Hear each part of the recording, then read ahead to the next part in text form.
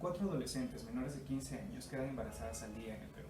Se sabe que el 13% de las adolescentes en este país están embarazadas. Esto nos lleva a reflexionar sobre esta problemática que está afectando a muchas adolescentes en este país.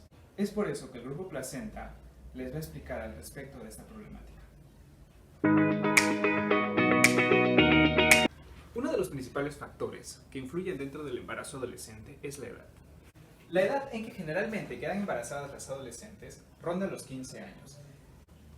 A este periodo se le llama adolescencia tardía. En esta etapa, al no estar completamente desarrollado el sistema reproductor de la mujer, puede generar diferentes complicaciones durante el embarazo.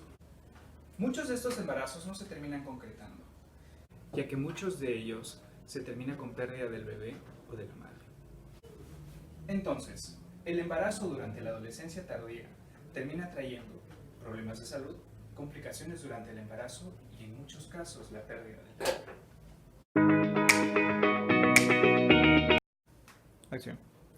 Hoy voy a hablar sobre mi factor y este factor se centra más en la educación, que el problema lo voy a enfocar más en lo que es la educación.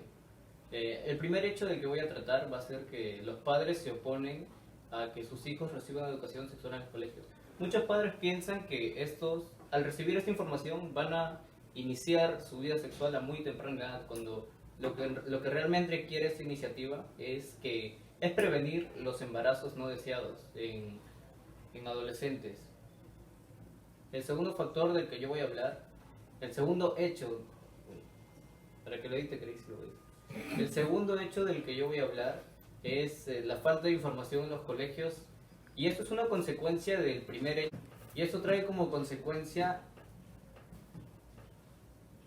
la poca capacidad que tienen los profesores, ya que el Estado no los capacita eficientemente, o en algunos casos no los capacita. Los profesores capacitados son muy pocos, y según las fuentes que he leído, la mayoría de profesores que han sido capacitados no se sienten preparados para darles información a sus alumnos, ya sea por los abusos, porque el Estado no fue tan conciso con la información que han querido brindar a los alumnos.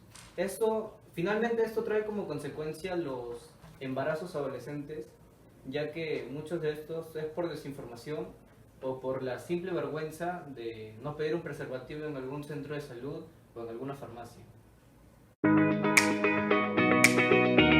La mayoría de embarazos en el Perú se dan en zonas rurales o en sectores de pobreza, como vendría a ser en la Amazonía, ya que ahí no tienen los implementos o los recursos para informar a las adolescentes sobre este tema. Las adolescentes que se encuentran en pobreza no tienen los recursos para tener una maternidad adecuada, ya que tienen problemas económicos y no pueden dar una buena calidad de vida a sus bebés. Las adolescentes vienen a tener riesgos al momento de tener los controles de embarazo, ya que muchas no cuentan con un seguro. Entonces, como carecen de economía, no los hacen y dejan pasar el embarazo, y muchos de ellos vienen a tener problemas los bebés o nacen con alguna enfermedad. En el Perú, los embarazos que se dan en las zonas rurales y zonas pobres viene a ser de un 90%, y el 10% viene a ser en la capital o en regiones que no están en pobreza. Yo les voy a hablar sobre el aborto en el Perú. Primero tenemos que definir qué es el aborto. Es la interrupción del embarazo en el cual se usan instrumentos quirúrgicos o artesanales para poder lograr sacar al feto del vientre materno. La primera vez que se habla del aborto en el Perú es en el año 1991 en el Código Penal, en el cual se le tipifica como delito, salvo el aborto terapéutico. Solo es considerado aborto terapéutico aquellos embarazos en los cuales se ve afectada la salud de la madre. Existe también el aborto eugenésico. En el Perú dicho aborto está tipificado como delito, ya que se considera un aborto en el cual saben que el feto tiene malformaciones y prefieren. Cuando la señorita Yantoy tenía 17 años, se enteró que estaba embarazada. El ginecólogo que la atendía le recomendó realizarse un aborto terapéutico debido a que el feto que ella tenía en su vientre era anencefálico. Significa que no tenía cerebro. Entonces, ella fue al hospital Arzobispo Loaiza a que le practiquen el aborto terapéutico. El director de dicho hospital le negó el aborto porque él creía que era un aborto eugenésico. Ahora, en el año 2019, después de 17 años, el Ministerio de Justicia acaba de pedir disculpas públicas a la señorita. El aborto terapéutico está permitido desde el año 1991, o sea, hace 77 años antes de que ella pidiera esto del aborto terapéutico. Pero ¿qué era lo que pasaba? Que no había un sistema de regulación sobre el aborto. Al año, más de 4.000 señoritas, niñas, mujeres, se practican un aborto clandestino. ¿Te enseñaron la educación sexual en el colegio? Considero que la que tuve no fue muy buena. Sí, ¿Qué sabes? depende de... ¿Cómo sabes cuidarme?